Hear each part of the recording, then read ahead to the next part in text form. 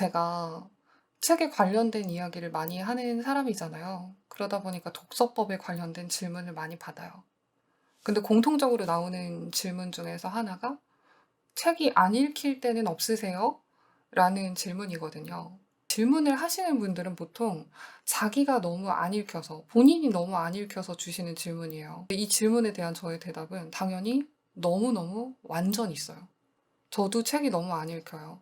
근데 저는 어쨌든 여러분들한테 소개를 하기 위해서라도 빠져나가야 되잖아요. 그래서 이유는 항상 달라도 이 시기를 빠져나가야 되는 이유가 있기 때문에 방법을 만들려고 노력을 했어요. 그러다 보니까 저만의 일관된 방법이 생기긴 하더라고요. 근데 이게 방법이 어떤 생각을 주문처럼 계속 되새기는 거거든요. 근데 이 생각이 좀 결연해요. 그리고 비장해요. 그래서 이 질문에 대한 대답을 제가 솔직하게 하기가 약간 부끄럽더라고요. 근데 다시 해보고 되새길 때마다 이게 되게 효과가 있다는 생각이 들었어요. 그래서 이 라이브에서는, 그리고 남게 될 영상에서는 책이 안 읽힐 때를 빠져나가는 저만의 방법에 대해서 공유를 해보려고 합니다. 자, 먼저 책을 읽는다는 행위, 독서 자체에 대해서 얘기를 해야 돼요. 1번. 1번은 독서가 의사소통이라는 사실을 기억하는 거예요. 그럼 이제 독서라는 게 뭐냐? 독서라는 거는 그러니까 텍스트든 책이든 어떤 글을 읽는 행위 자체를 말해요. 예전에는 책을 읽는 행위만을 독서다 이렇게 불렀는데 요즘에는 문장 이상으로 이루어져 있는 어떤 의미가 담긴 모든 텍스트들을 읽는 행위를 독서라고 하거든요. 근데 우리는 책에 대해서 얘기할 거잖아요. 책을 눈으로 바라보기만 하면, 그저 읽기만 하면, 그게 진정으로 독서를 했다고 말할 수 있을까요?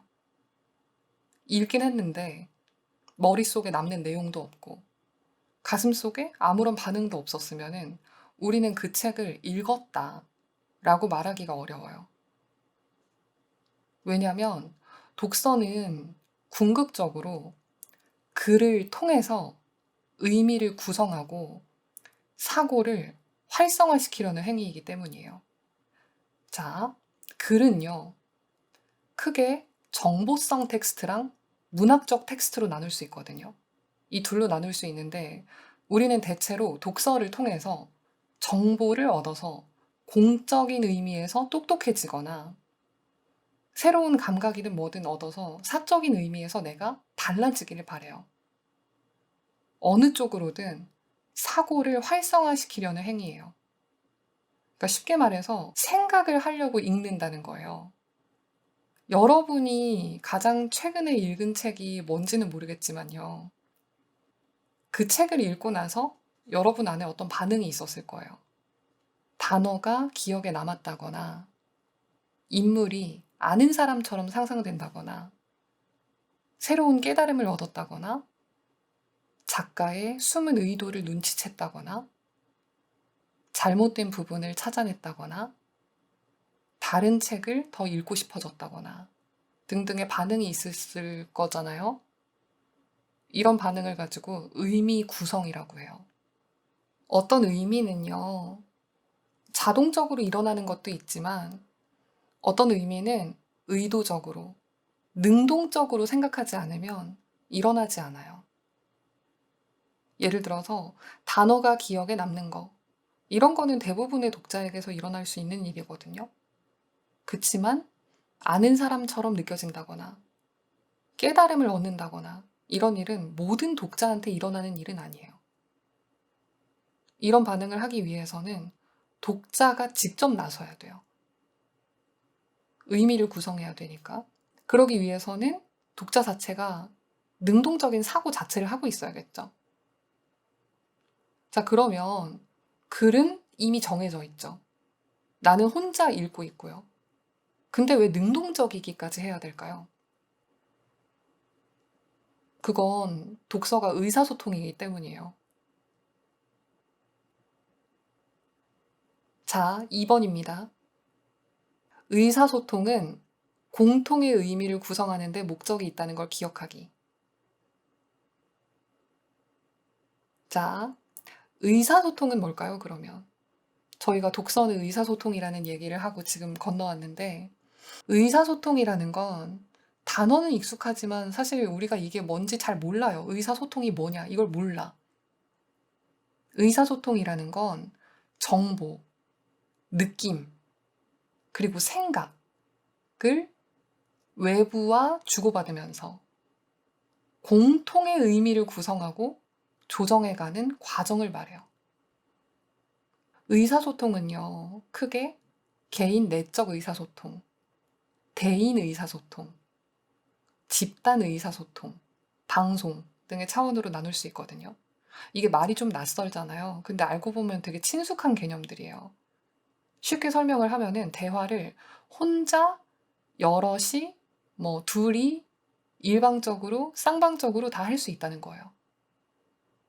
방금 얘기한 것 중에서 개인 내적 의사소통이라는 거 있죠. 이거는 내가 나와 하는 대화를 말하는 거예요. 그럼 여러분, 내가 나랑 대화를 하려면 제일 먼저 뭘 해야 될까요? 일단 나를 알아야죠. 내가 세상에서 무엇을 바라보고 중요하게 여기고 이런 거를 나에 대한 정보를 인식을 해야 돼요. 근데 인식만 해서는 소통이 될 수 없어요. 우리는 인식을 하면 느낌을 받거든요. 그리고 그 느낌을 통해서 생각을 해가지고 세상을 추론해요. 그래서 나한테 세상이 어떤 의미인지, 세상에서 나는 어떤 의미일지를 끊임없이 생각해요. 인식이랑 의미를 조정해 나가야지 소통이 되고 있다라고 볼 수 있어요. 근데 아까처럼 나에 대한 정보를 인식만 하고 의미 조정을 안 하잖아요. 그러면 그냥 자의식 과잉인 거예요. 자, 그렇다면 대인 의사소통은 개인과 개인이 만나서 공통의 의미를 구성하는 과정이겠죠. 그러면 집단 의사소통은 개인과 개인들이 집단을 이뤄서 공통의 의미를 구성하는 과정이에요. 그러면 제가 아까부터 독서는 의사소통이라고 주장하고 있잖아요. 독서라는 의사소통은요, 글과 내가 공통의 의미를 구성해 나가는 과정이겠죠. 자, 생각해봐요. 대화. 대화는 듣기랑 말하기로 구성되어 있죠. 그러면 듣기는 의미를 수용하는 과정이고, 말하기는 내용을 생성해서 의미를 만드는 과정이잖아요. 그러면 독서는 이제 뭘로 구성되어 있죠? 읽기랑 생각하기. 우리가 대화를 통해서 말을 한다는 건요, 각 개인의 삶을 교환하는 거예요. 독서도 글을 통해서 사고를 교환하는 거예요. 글은요, 저자가 한 명이든 여러 명이든 어떤 의사소통의 결과물이잖아요. 우리는 그 결과물을 누군가의 사고를 보면서 사고하는 거예요. 읽으면서 수용하고 생각해서 의미를 만드는 거죠. 그러고 나서 뭘 해야 되죠? 공통의 의미를 만들어 나가야죠. 대화랑 똑같아요. 자, 질문을 할게요. 너는 듣기만 하고 네 말을 안 해서 답답하다 이런 말 들어보신 분 계신가요? 근데 이 말에 숨겨져 있는 뜻을 곰곰이 생각해 보면 우리가 교환되고 있지 않다라는 인상을 받는다는 얘기잖아요. 교환을 해서 공통의 의미를 만들어야 되는데. 근데 이제 반대로 너는 네 말만 하냐? 라는 말을 들어보신 분도 계실 거잖아요. 이 말에 숨겨져 있는 뜻 역시 곰곰이 생각해 보잖아요. 그러면 공통의 의미에는 뜻이 없어 보인다. 이런 얘기예요. 네 말만 하거나 내 말만 하고 있는 거 이런 거랑 좀 비슷한 거예요. 자, 3번. 독서 교육론이라는 게 있는데요. 거기에서는 독자를 크게 능숙한 독자랑 미숙한 독자로 나눠요. 일반적으로 능숙한 독자는 지식과 경험이 많고 글의 내용이랑 관련이 있을 때 자기가 지닌 지식이나 경험을 활성화를 시켜요. 아까 말한 공통 의미 구성이 잘 된다는 얘기인데요. 이런 사람들은 자기가 읽으면 재밌을 책이랑 자기가 잘 읽히는 환경을 알고 있어요. 반면 미숙한 독자. 미숙한 독자는요, 배경 지식이 부족해요. 그리고 설령 지식을 가지고 있다고 하더라도 글을 읽을 때 자기가 가지고 있는 지식을 잘 활용을 못해요. 자기가 뭘 읽어야 재밌는지, 그리고 언제 어디에서 어떻게 읽어야 재밌는지도 모르죠. 경험이 부족하니까. 그리고 환경도 영향을 줄 수 있대요. 너무 바빠. 아니면 뭐 지금 되게 산만한 시기예요. 뭐 그런 시기를 보내고 있으면 집중이 어려울 수도 있겠죠. 내가 만약에요, 미숙한 독자다. 내가 미숙한 독자고 초보라고 해당이 된다고 느낀다. 미숙한 독자라는 말이 좀 걸리네. 마치 평균적인 성숙도가 있는 것처럼 들려가지고. 자, 아무튼 초보. 우리가 초보에 해당된다라고 느껴진다. 그러면 먼저 1번. 내 배경 지식에 맞는 책을 읽고 있나? 이걸 확인해 봐야 돼요. 별안간 이제 독서를 하겠다는 결심을 우리는 하죠. 그렇게 처음으로 서점을 찾아간 사람이 플라톤의 향연을 집어들어. 그러면 어떻게 될까요? 굉장히 안 좋은 경험을 해요. 이런 사람은 이제 책을 읽는다는 거 너무 어렵다. 이런 인상을 받을 수가 있어요. 자, 그러면 미숙한 독자 2번입니다. 자기 흥미에 맞는지 확인을 해봐야 돼요. 나는 사실 라노벨을 좋아해. 라노벨을 재밌게 읽을 사람이야. 근데 서울대생이 가장 많이 빌렸다 그래가지고 이제 총균세 이런 거를 붙잡고 있어요. 그럼 어떻게 될까요? 안 좋은 경험을 하죠. 내 관심사랑 서울대생의 관심사는 다르구나. 뭐 이런 사실만 확인하고 책을 영원히 덮게 될 수가 있어요. 자, 미숙한 독자 3번. 환경. 자, 여러분이 너무 바빠. 내가 너무 바빠. 근데 갑자기 문학적인 소양을 쌓아야겠어요. 그래가지고 막 세계의 문학 전집을 냅다 구매하면 어떻게 될까요? 이런 경우에도 안 좋은 경험을 해요. 바빠 죽겠는데 막 책을 폈어. 근데 밤에 밑바닥이 하얘지고 신호소에 기차가 멈춰서고 이런 얘기를 읽다 보면 초조해질 수가 있어요, 사람이. 그래서 이 또한 안 좋은 경험일 수가 있거든요. 그래서 먼저 잘 읽기 위해서는요, 잘 골라야 돼요. 그러려면 미숙한 독자일 때, 초보일 때는 자기 경험이나 상태나 목적을 부끄러워하지 않아야 돼요. 뭐 내가 책을 잘 모르고, 내가 지금 뭐 산만하고, 뭐 읽는 방법도 잘 모르고, 그리고 나는 사실 뭐 돈을 많이 벌고 싶어서 자기계발서를 읽고 싶어 라든가 이런 목적을 부끄러워하면 안 돼요. 목적은 다양할 수 있잖아요. 그렇기 때문에 그 목적을 부끄러워하지 않는 게 좋고, 지금 나한테 잘 맞는 책을 골라서 배경 지식이라는 건 점진적으로 증가되는 거다. 경험은 늘려가는 거다. 이렇게 생각할 각오가 좀 필요해요. 우리가 예를 들어서 자전거를 타고 멀리 나아가려고 해요. 그러면 페달을 밟아야 고개를 넘을 수가 있죠.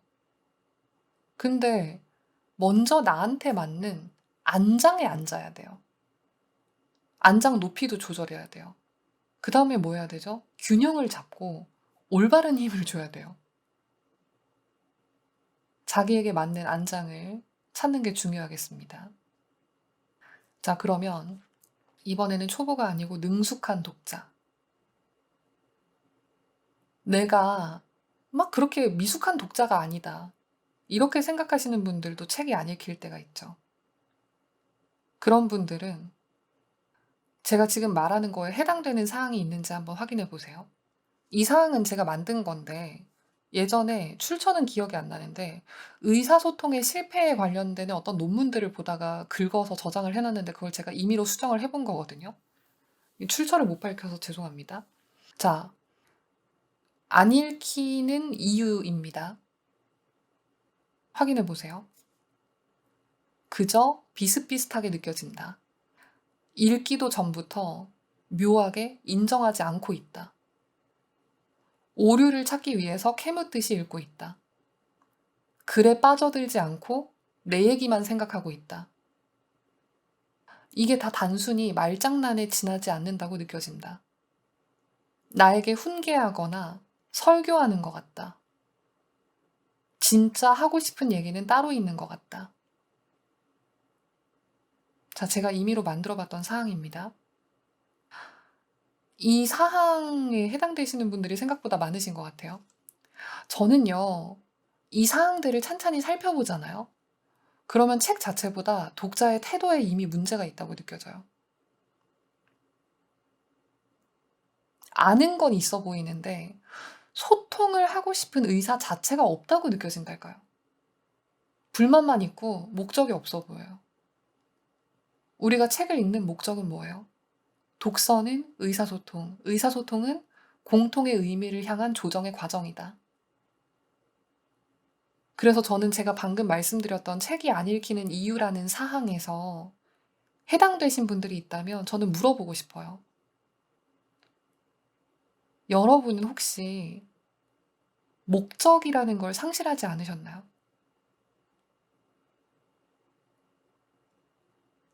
세상이 너무 빠르게 변화하고 정보가 쏟아지고 이런 세상 속에서 공통의 의미를 만드는 과정이라는 거, 이 과정 자체에 이미 피로를 느끼고 계시진 않나요? 물론 여러분, 우리가요, 모든 순간에 의미를 조정하면서 살 수는 없어요. 너무 힘드니까. 근데 책, 독서할 때 좋은 게 뭐예요? 사람이 아니니까 덮어버리면 돼요. 근데 어느 쪽으로도 나의 의미가 조정이 안 되는 상태가 지속돼요. 그것도 너무 힘든 일이죠. 너무 힘들다면 영원히 덮어둘 수는 없겠죠. 자, 능숙한 독자라고 자기를 구분하시는 분들께 두 번째로 드리고 싶은 말씀은요. 의사소통은 원래 혼란스럽다는 거예요. 제가 생각하기에요. 대화랑 독서에는 너무나 선명한 공통점이 있어요. 혼란스럽다는 거예요. 대화를 하고 독서를 하고 이런 행위는요. 우리를 일관적인 동시에 비일관적이게 만들고, 그렇다는 건 질서를 만들었다가 다시 흐트러뜨리는 일을 반복하게 한다는 거예요. 나를요, 어떤 측면으로든 요동치게 만들고 그러면 바뀌죠. 그렇기 때문에 대화를 한다는 일이라던가 독서를 한다는 일은 항상 기대되는 일이지만 동시에 실망스러운 현재의 나를 깨닫는 과정이에요. 읽을수록 만날수록 이야기할수록 나는 대상을 모른다 라는 점을 인지하게 되는 과정이라는 얘기거든요. 자, 자기가 능숙하다고 여기고 계시는 독자님, 이 영상을 듣고 계시고 이 라이브를 듣고 계시는 독자님, 당신은요, 내가 모른다는 것을 인정하고 있나요?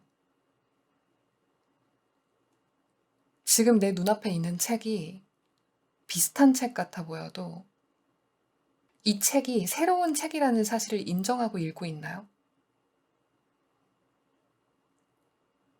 이 책이 지금 무슨 의미인지는 바로는 알 수 없죠.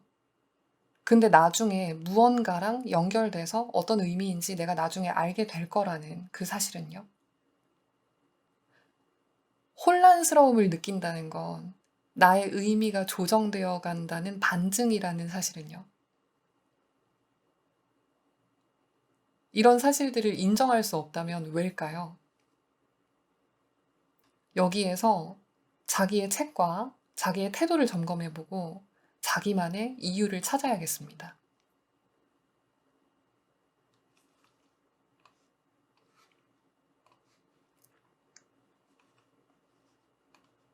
반응이 너무 좋아서 뿌듯하네요.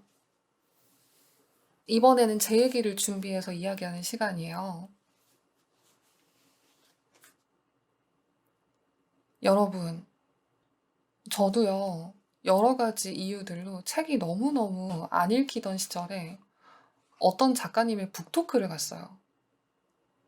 그 작가님은 시랑 비평 같은 걸 쓰시는 분이었거든요. 근데 그분의 시 중에 이런 내용이 있었어요. 어려운 책을 읽기 때문에 점점 단순한 식물이 되어서. 근데 북토크니까 질답을 주고받을 수 있는 시간이 있었거든요. 그래서 제가 이렇게 손을 들었어요. 들어가지고, 안녕하세요. 저는요, 책을 읽으면 읽을수록 제가 뭘 모른다는 것만 깨닫게 돼요. 그래서 너무 혼란스러운데요. 어려운 책을 읽으면 왜 단순한 식물이 돼요?